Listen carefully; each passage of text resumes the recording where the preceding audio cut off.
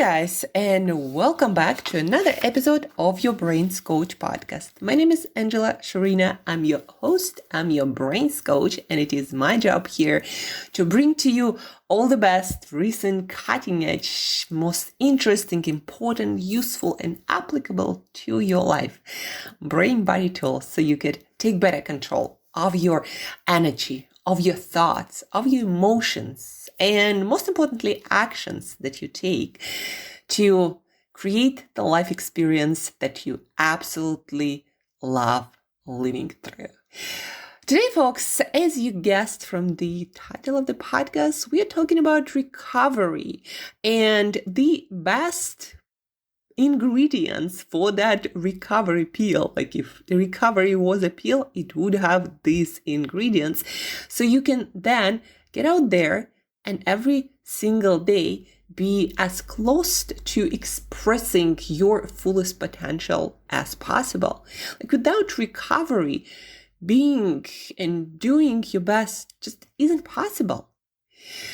We talked about recovery and stress, allostatic stress, and how all of the things we experience throughout our day, that they can be adding to our stress load. And if we don't learn how to manage our days better, how to manage our time better, how to manage our engagements with the world, like the things that we do, how to manage our mind better, if we don't learn how to manage that better, then we can always be in that suboptimal state where we just not going to be able to tap even nothing close to expressing our best, expressing our full potential in the world, and getting often into that flow state when you're just super present and you are delivering to the moment the best you are capable of. I'm going to read you a quote. When we are sleep deprived, we're actually functioning at a lower level. Under nosed to our conscious awareness. We might think we're doing A+ work when really our brain is conserving its output by working at a substandard level. And this is a quote from an article by Dr. Michael Gervais. He is a high performance psychologist, one of the top ones, working with athletes and people in business, people in special forces. So high performance psychologist by trade and training, as he likes to say. And in the article, he talks about how crucial recovery is for big high performance. Recovery is the other part of the other side of the coin of high and optimal performance, without which that side of actual performance isn't possible. And the tricky part is here, folks, is when we function at a suboptimal level, we have no conscious awareness of it. So they did a bunch of tests, researchers of all kinds, sleep test and stress load and overwhelm, testing people at their optimal. Like with sleep, it's better because you can design an experiment where you sleep deprived people and then you can give them all the sleep they want with the best possible conditions, and then you can test things out. Specifically, take people through cognitive tests and actually being able to see how they perform on the days when their sleep is awesome and on the days when their sleep got shortcut. And there's never been a case that people performed better or even the same when they are sleep deprived. But when you actually ask the people, and they asked, how do you think you perform? They're like, yeah, as usual. That's the tricky part, folks. When you are in that suboptimal state, you don't even know it. And so you have to create different awareness checkups that will allow you to see when you're actually under recovered and you might be shortcutting your performance. So for me, for example, it is when I start feeling negative and mildly irritated about basically everything that's going in my day. Whether I see a person, I feel like they are a little bit hostile to me, or maybe think or don't like me, or everything that happens I tend to interpret in the negative way. Like, your whole day and your mind has this blue tint that just everything is not right. When I notice that in myself and I notice this negative energy that kind of is underneath everything, I know that I need to recover. I need to dedicate more time to fixing me before I can go out in the world trying to help other people, trying to build the vision that is in my head, trying to create any sort of positive impact. I have to take care of myself first, because you will not notice how that will affect all the interactions in your day. And so what I do, well, obviously I take care of my sleep, but what I also notice that when I don't manage other things well, usually I'm pretty well on nutrition and exercise, etc. But when I don't manage my workload, when I don't manage my social interactions, when I don't manage my mindset, and I'm going through some challenges, when I don't do that, and then I start compromising things like my walks and nature and some breaks in the midday, meditation or breath work, when I start compromising on those and also don't manage my time, my engagement, my social interactions well, that's where even when I sleep really well at night, it's just not enough. I still feel overwhelmed, fatigued, and tired and irritated. And so I know that I must manage my time better. I must manage my activities better. And we're going to talk more on this podcast about that. And we already talked about that. How, for example, scheduling the right kind of activities at the right time for you, for your brain. Like if you're a morning person, your most challenging tasks that require a lot of creativity and also cognitive thinking probably should be in the morning, because that's where your brain has all its best capacities at your disposal to actually attack the task. And then in the later part of the day, then you can take on easier tasks, more chilled work, and that will allow you to manage your energy better. So by the end of the day, you're not exhausted, and sleep will allow you to recover fully. And then obviously also introducing breaks in the midday to keep going, to keep performing at somewhat optimal level, to allow your energy reserves to restore as you go, which will recharge to some degree your batteries. So by the end of the day, again, you're not at your absolute zero or below zero, and you're still pretty good. And then you sleep and you can start again. So that's the space where you want to be to optimize your performance, and most importantly, your results and your impact on the outside world.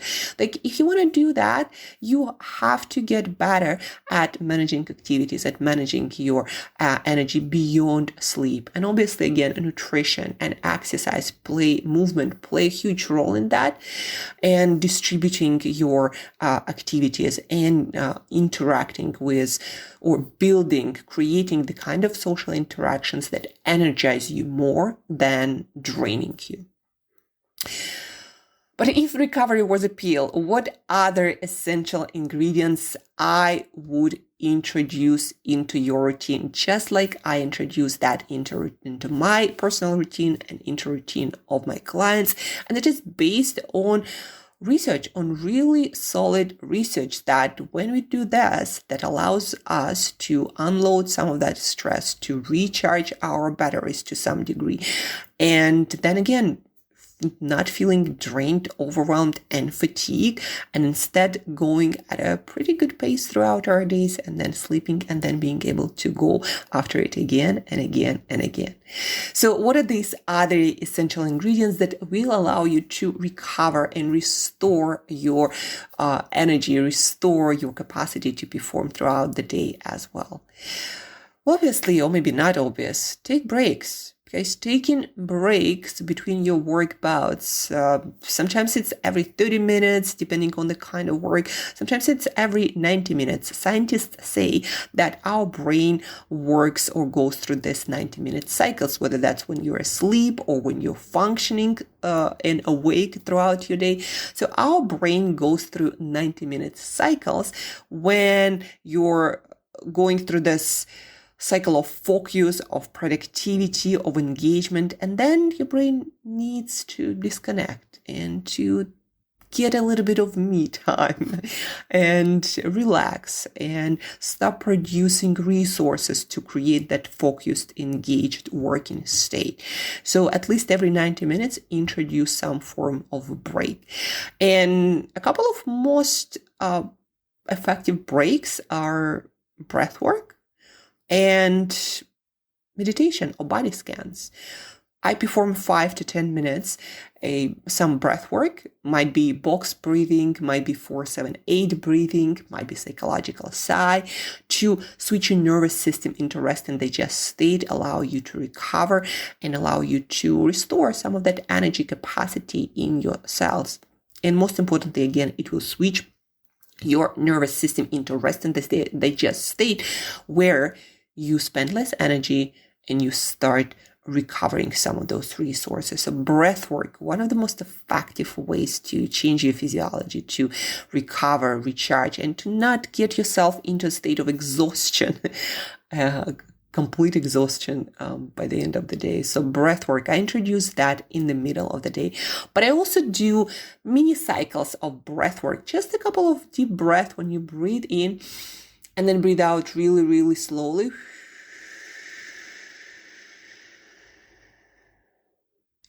Introducing that frequently into my day, that's what I'm aiming also for with my clients. Introducing this throughout the day will allow you to switch your nervous system into that calm, restorative, energy-preserving state more often.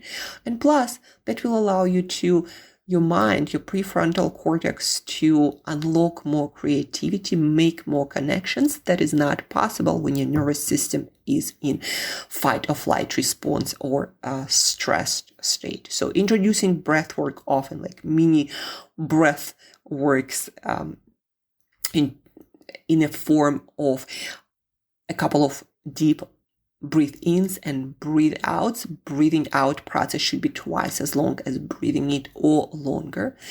And then having a 5 minute of this breath work in the midday, or sometimes I change it with body scan. It's a form of mindfulness practice or mindfulness meditation, which in research seems to be very effective for restoring things like dopamine, a neurotransmitter, a molecule in your brain that is needed to switch on your focus, motivated, driven state, that engaged state that also helps to get into flow, very productive state, but also very energy and brain resources demanding state. So body scans like yoga nidra, you can just look up non-sleep deep rest protocol or yoga nidra 10 minutes and a bunch of stuff on YouTube will pop up. I have my favorite protocol that I'm going to link in the show notes. It's about 10 minutes, a little bit less than that. And basically you lay down or you sit in a very comfortable chair and you close your eyes and you pay attention to your body and you scan one part of your body. You go through with your attention from one part of your body to the other. And that is body scan that allows you to restore, refresh, have a lot of your energy and cognitive capacity. So again, you can perform more optimally and not end up in a drained or overexhausted state at the end of the day. My usual routine is introducing breath work at the beginning of the day after my workout session, 3 minutes usually. Then in midday, I would have this body scan or some form of meditation. Body scans I found work more effectively in terms of my restoration and how how awake and focused and ready to go I feel after. So that body scan or meditation for 10 minutes in the midday, and then at the end of the day, another breathwork session, usually box breathing or 4-7-8 breathing for 5 to 10 minutes.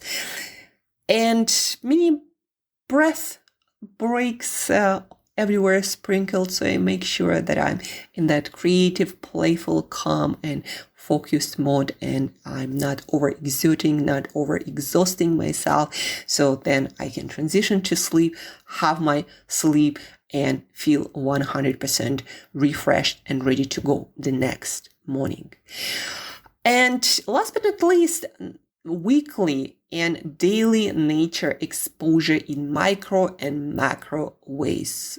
Why nature is important? Because it's actually also, based on research, one of the most effective ways to manage your stress, unload that stress, deload, to switch your nervous system really fast and consistently into rest and digest state, which also reduces anxieties, worries, restores your energy. Nature is a healer officially. In some countries, it is even prescribed by all kinds of mental health professionals and integrative health professionals, helping people to reduce and manage stress, get over burnout and prevent that burnout. So nature is a very effective tool and healer indeed. And you can introduce it in different ways. So I recommend once a week, go and do a deep dive into nature. I personally do hikes for a few hours, might go climb a mountain, might go to the forest. So immerse yourself in nature as it is. But then there are ways that are also effective, from going into urban parks or just sitting under the tree and having a lot of plants around you, looking into the sky, which is also nature. Even listening to nature sounds like bird sounds or rain sounds also introduces nature elements, or looking at nature pictures and landscapes also introduces these elements of nature into your life, into your environment, into your day. Obviously, the deeper you go into nature, the more profound the effect is, the faster the effect is. But all those smaller interventions also work and allow you to manage stress, which drains your energy and cognitive and mental resources. So this allows you to prolong your resources, not exhaust yourself, manage stress, prevent burnout.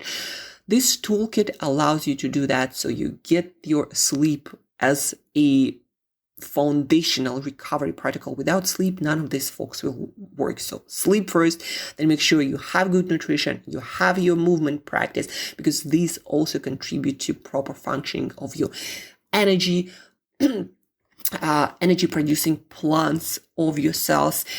Nutrition and movement allows your energy system to function properly. So without that, it's also kind of a moot point with all the breath work, even though it will still help, but you gotta look into nutrition, into movement as well. You cannot be eating junk food and have no nutrients that your body and brain need for recovery as well, and then expecting everything to function well and nature to just fix all of that. No, that doesn't work like that. It has to be a systematic, integrated approach where you put all the bricks in place to build a strong foundation.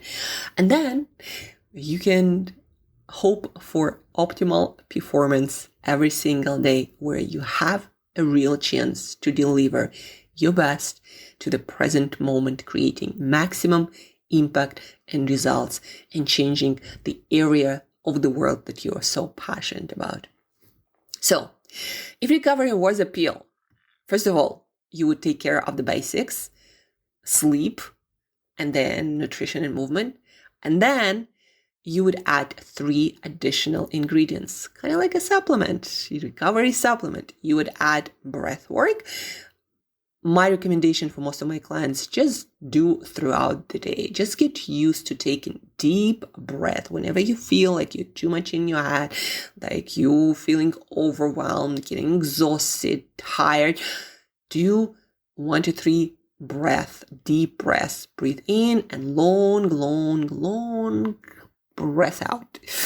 So sprinkle breath work everywhere. And number 2, in the midday, take 10-minute body scan, yoga nidra, my favorite protocol, very simple to do, is linked in the show notes and research-based, very effective to restore your energy and cognitive resources. And number 3, micro and macro dose nature. Once a week, do a deep dive, and then every day go for walks, surround yourself with plants, listen to nature music, bird sounds, etc. And that's your recovery in a pill, if you could do so. So how's your recovery? What's your recovery practice? How you can introduce more of these recovery protocols? Take your recovery supplement daily. So every day you wake up feeling fresh, fully restored, with the capacity to deliver your absolute best, to serve the world and build the vision that you are passionate about. Think about that. Think about your recovery routine. If you need any more resources, if you need any help with, burnout prevention, better sleep habits, better sleep routines throughout the day, nutrition or movement, let me know. I'm a coach. I can walk you through the simplest protocols, tell you exactly where your biggest missing points are and how to address them. So reach out, Angela at brainbreakthroughcoach.com. But most importantly, folks, just think about your day. Where can you take that recovery pill? Breath work, nature, body scans. Where can you introduce that recovery so every day you wake up fresh and ready to go to deliver greatness? Hope this helps. Don't forget to share this podcast if you found it useful and would like people you love, admire, cherish, and value to recover better so they can show up as their best self as often as possible. So please share with your tribe. That's the biggest thank you can give to me. And till next time, figure out your recovery routine and make it happen. Talk to you soon. Stay tuned. Keep recovering.